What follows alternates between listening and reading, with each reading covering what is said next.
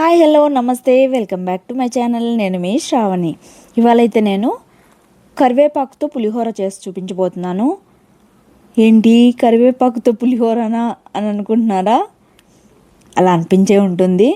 అవునండి, ఇన్స్టెంట్గా అప్పటికప్పుడు ఈ విధంగా పొడి ప్రిపేర్ చేసేసుకొని బాక్స్లో పెట్టేసుకున్నామంటే, అంటే ఎయిర్టైట్ కంటైనర్లో సింపుల్గా అప్పటికప్పుడు పులిహోర అయితే చేసేసుకోవచ్చు. ఇన్స్టెంట్గా అయితే పోపు పెట్టేసుకొని చాలా సింపుల్గా అయిపోతుంది. అలానే టేస్ట్ కూడా కమ్మగా ఉంటుంది. కరివేపాకు వేసామా అన్నట్టుగా ఉంటుంది టేస్ట్ అయితే మాత్రం. అలానే ఇందులో ఐరన్ ఎక్కువగా ఉంటుంది కాబట్టి స్కిన్కి మంచిది, అలానే హెయిర్కి కూడా చాలా మంచిది. డైజెషన్ కూడా ఫ్రీగా ఉంటుంది, చాలా హెల్త్కి అయితే మంచిది. తప్పకుండా ట్రై చేయండి. జనరల్గా అయితే పిల్లలు కరివేపాకు అయితే సరిగ్గా తినరు కాబట్టి ఈ విధంగా పౌడర్ చేసి పెట్టేసుకున్నారంటే పులిహోర చేసి పెట్టేసేయచ్చు ఇన్స్టెంట్గా లంచ్ బాక్సులు కానీ, అలానే బ్రేక్ఫాస్ట్కైనా తినచ్చు, లంచ్ డిన్నర్ ఎప్పుడు తిన్నా కూడా చాలా బాగుంటుంది. ఇక లేట్ చేయకుండా ప్రాసెస్లోకి అయితే వెళ్ళిపోదాం. ముందుగా అయితే స్టవ్ మీద కడాయి పెట్టుకొని మీరు చేసే క్వాంటిటీని బట్టి వేసుకోండి.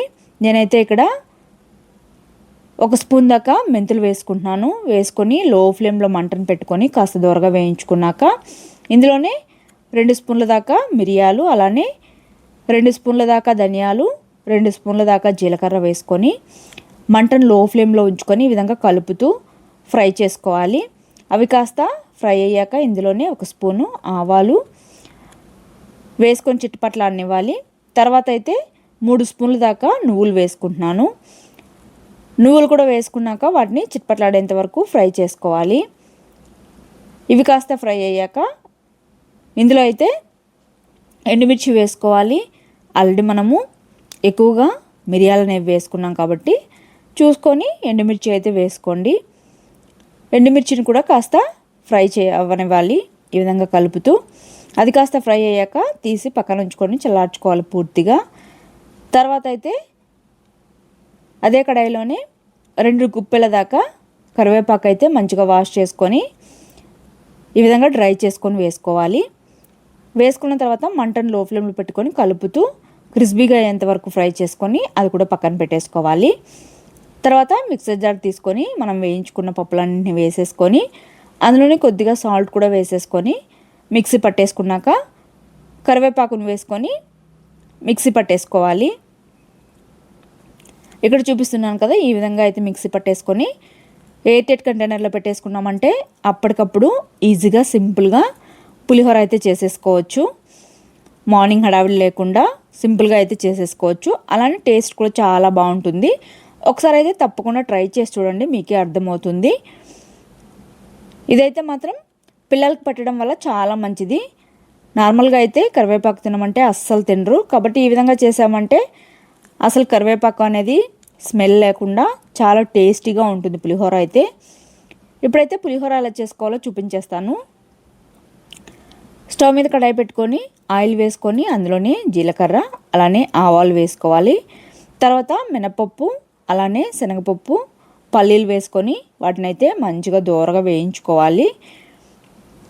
ఇక్కడ పోపు అనేది మంచిగా క్రిస్పీగా వేయించుకున్నామంటే పులిహోర అనేది టేస్ట్ చాలా బాగుంటుంది.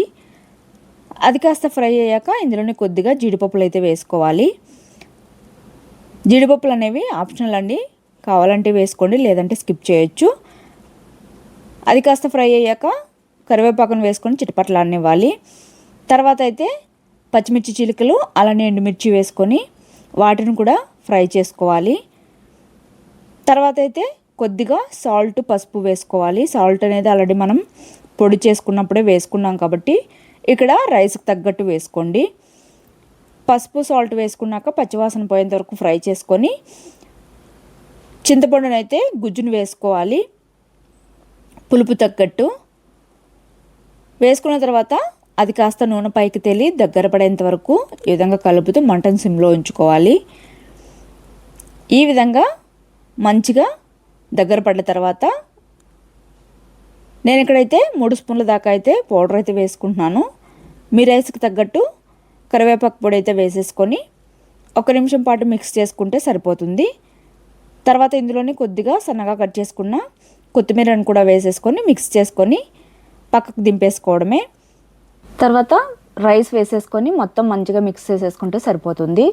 ఇక్కడ మనం వేయించుకున్నప్పుడు అసలు ఆయిల్ వేయకుండా ఈ విధంగా డ్రైగా రోస్ట్ చేసుకోవడం వల్ల పౌడర్ అనేది అస్సలు పాడవదండి. ఎన్ని రోజులైనా కూడా ఎయిటెడ్ కంటైనర్లో పెట్టేసుకున్నామంటే.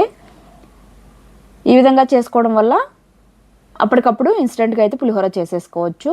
ఇంకా చెప్పాలంటే వేడన్నంలోకి కొద్దిగా పొడి వేసుకొని నెయ్యి వేసుకున్నా కూడా చాలా బాగుంటుంది. సో తప్పకుండా ట్రై చేయండి. నచ్చినట్టయితే సబ్స్క్రైబ్ చేసేసుకోండి. Okay, bye. Thank you for watching.